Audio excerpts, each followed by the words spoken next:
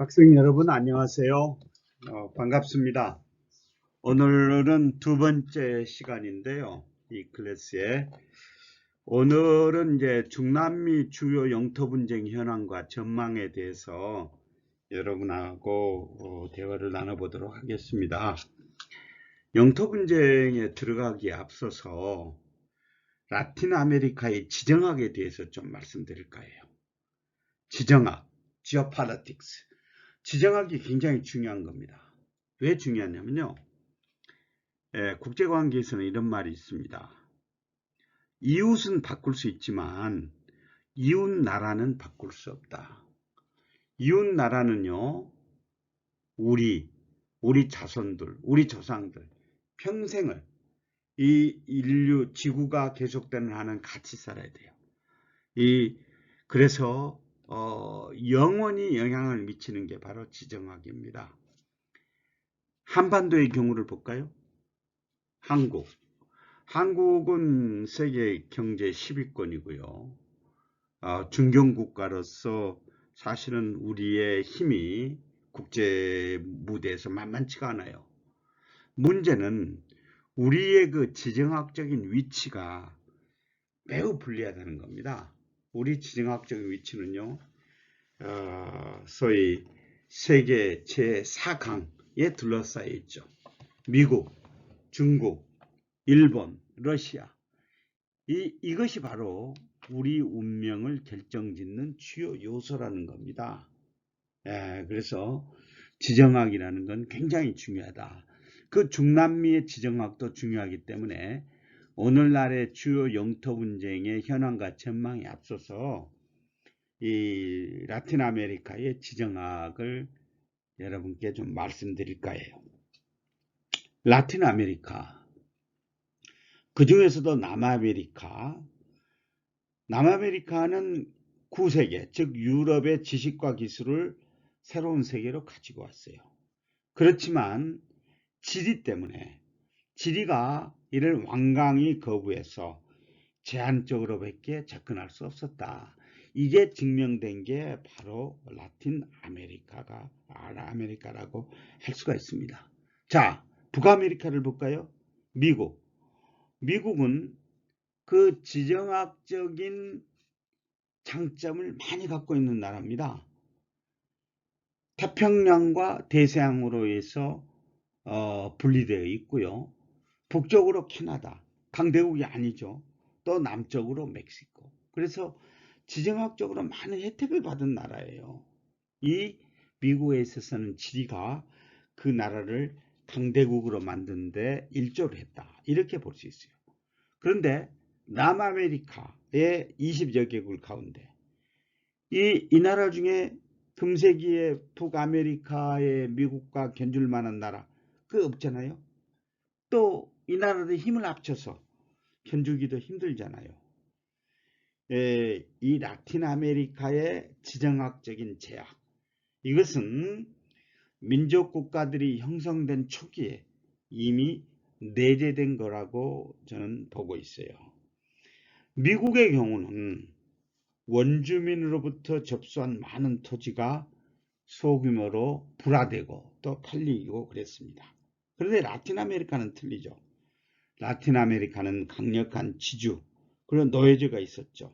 그래서 이런 구시대적인 문화가 청산될 수가 없었어요. 그래서 이것이 바로 오늘날까지도 라틴 아메리카의 불평등으로 이어졌습니다. 또 유럽 정착민들이 야기한 또 하나 지리적인 문제, 그게 뭘까요? 그거는 이 중남미에 보면 내륙이 모기와 질병에 시달리는 지역입니다. 그래서 사람들은 주로 해안가에 남게 됩니다.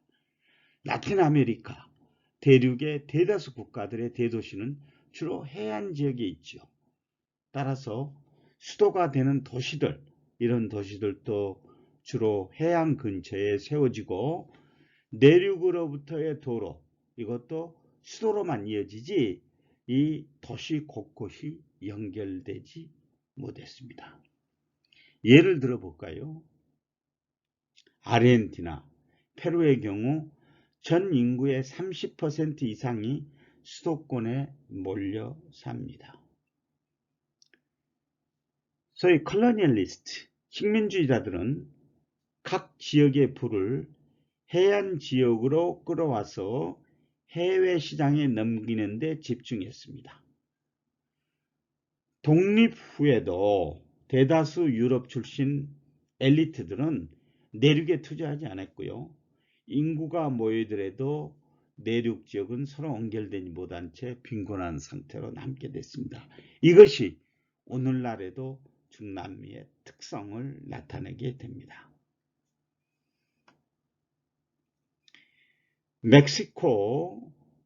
멕시코는 지역에서 강대국으로 성장을 하고 있어요. 그렇지만 북쪽에는 사막이라는 황무지, 동쪽과 서쪽에는 산맥, 그리고 남쪽에는 정글을 가지고 있습니다. 이것들은 물리적으로 멕시코의 경제 성장을 제한하는 요소입니다. 브라질은 세계에서도 매우 큰 나라죠. 그렇지만 내륙 지역은 여전히 서로 고립된 채 남아 있습니다. 아르헨티나, 칠레, 천연 자원이 풍부하죠. 그렇지만은 뉴욕보다는 또 워싱턴보다는 파리, 런던, 마드리드과 더 이해관계가 더 깊습니다. 초기 독립운동 시대에서 200년이 지난 흐른 후에도 라틴 아메리카 국가들은 북아메리카나 유럽 국가들에 비해 한참은 뒤처져 있습니다.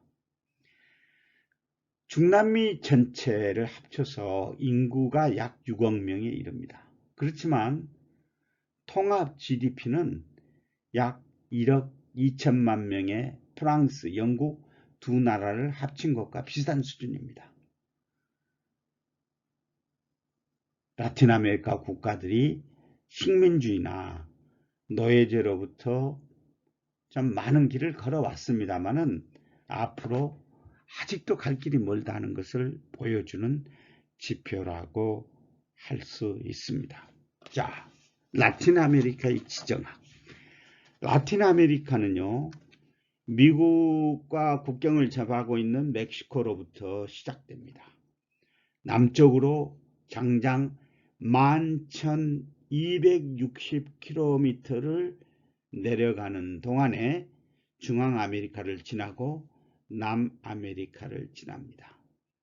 그래서 쭉 내려가다가 태평양과 대서양이라는 두 대양이 만나는 티에라 델 푸에고에 이르러서 이 대륙은 끝납니다. 서쪽에서 동쪽 끝까지 페루에서 브라질을 횡단하는 최장 거리는 약 5,000km입니다.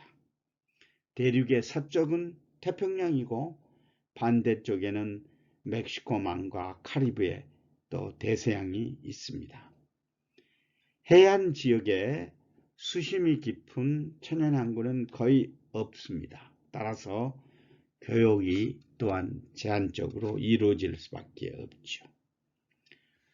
중앙아메리카는 깊은 계곡들이 산지한 구릉지대입니다. 가장 너비가 좁은 곳은 불과 193km에 불과합니다. 또 태평양과 마주하면서 7,000km나 되는 지구상에서 가장 긴 산맥이 이곳에서 시작되기도 합니다. 바로 안데스 산맥이죠. 안데스 산맥은요, 거의 전 구간에 만년설을 이고 있고 대부분 건너기 힘든 지역이다 보니 동쪽과 서쪽의 많은 지역들을 단절시켜 놨습니다. 이 중남미의 주요 지정학의 특징 중에 하나가 동쪽과 서쪽이 거의 소통이 못 된다는 것입니다. 바로 이 안데스 산맥 때문이죠. 안데스 산맥에는요, 서반부에서 가장 높은 산인 해발 6,960m의 아콘카구아 산도 바로 안데스 산맥에 있습니다. 안데산맥에서 내려오는 물은 칠레, 페루, 에콰도르, 콜롬비아, 베네수엘라 같은 안데스권에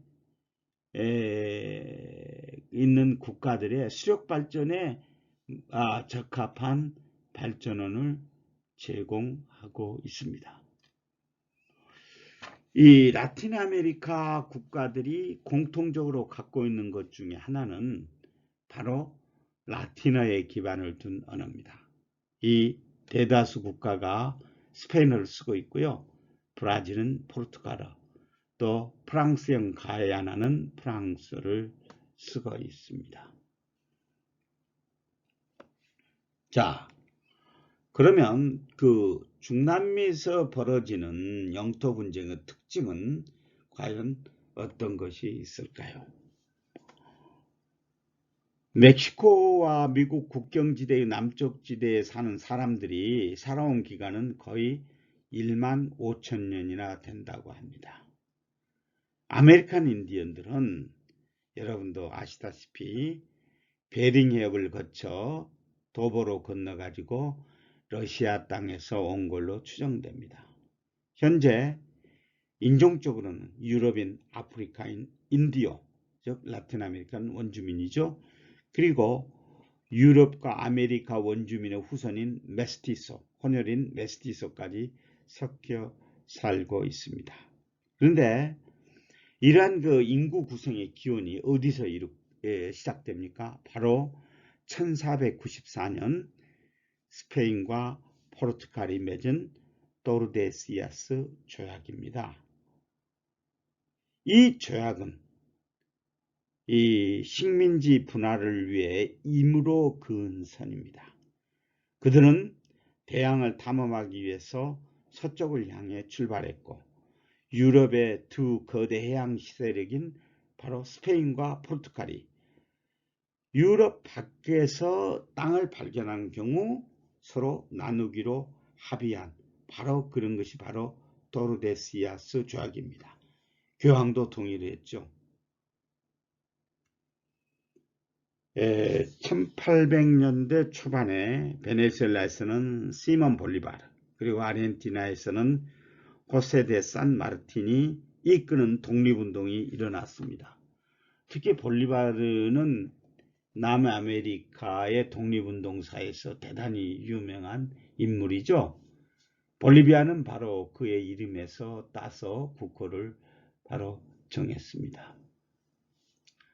19세기에 독립한 많은 신생국들은 내전 또는 전쟁을 통해 부서지기도 했지만 19세기 끝날 무렵에는 여러 나라들의 국경이 어느 정도 정해졌습니다.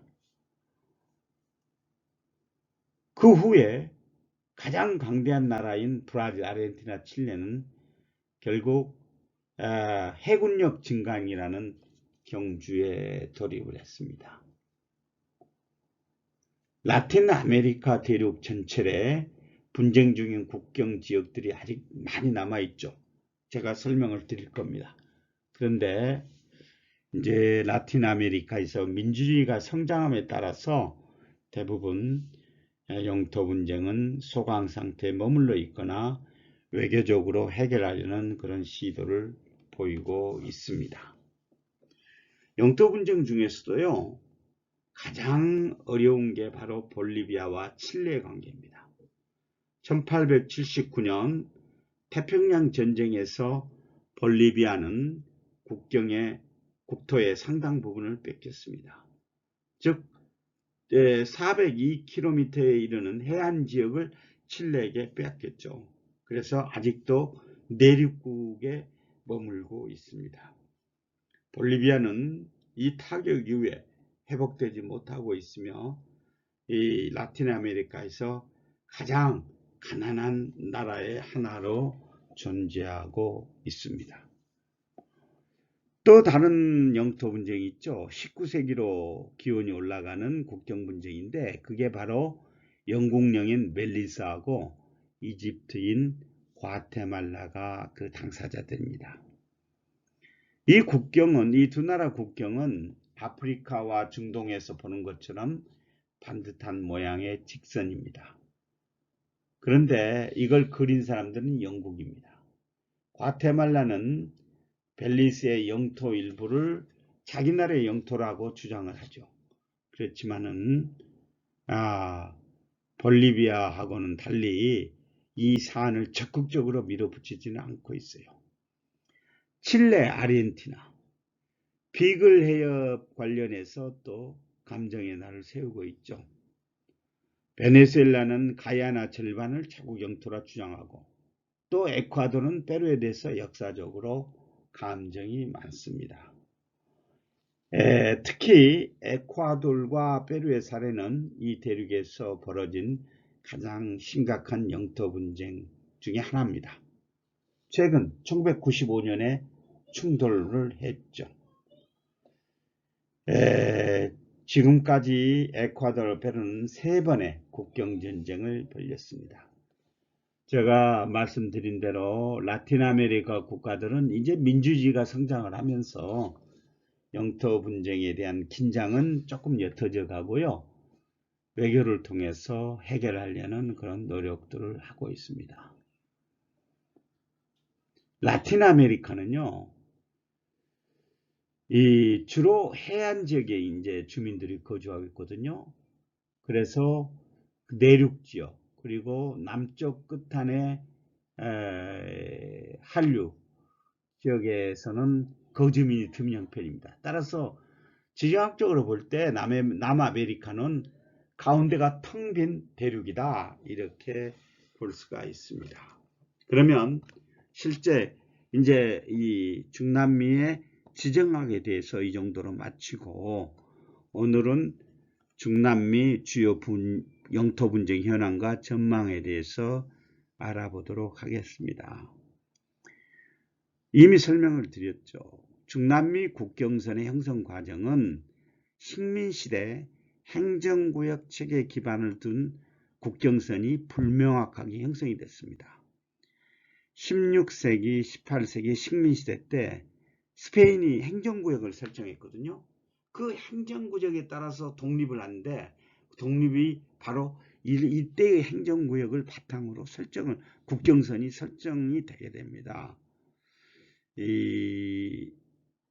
그 후 독립전쟁 과정에서 독립을 주도한 정치 엘리트들은 스페인에 대항해서 단일 권력을 형성하지 못하고 서로 경쟁하며 분열합니다.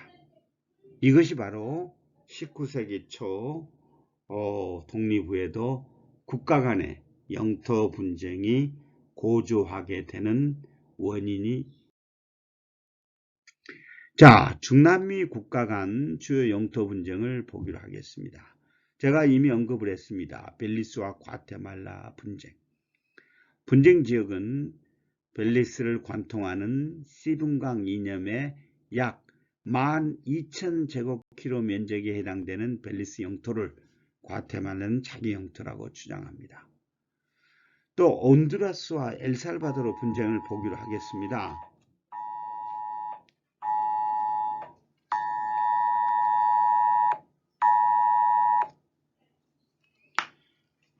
분쟁 지역은 이 폰세카만 소재하는 토끼섬인데요. 포네코 아일랜드라고.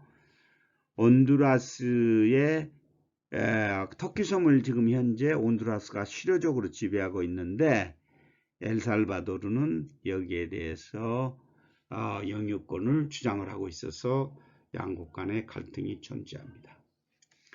또 니카라과 코스타리카 분쟁도 있습니다. 분쟁 지역은 깔레로 섬에 위치한 산후안 강인데요. 니카라과는 코스타리카 영토인 깔레로 섬에 대한 영유권을 주장하고 있고요. 이후에 산후안 강을 둘러싼 경제 획정 문제로 되었습니다.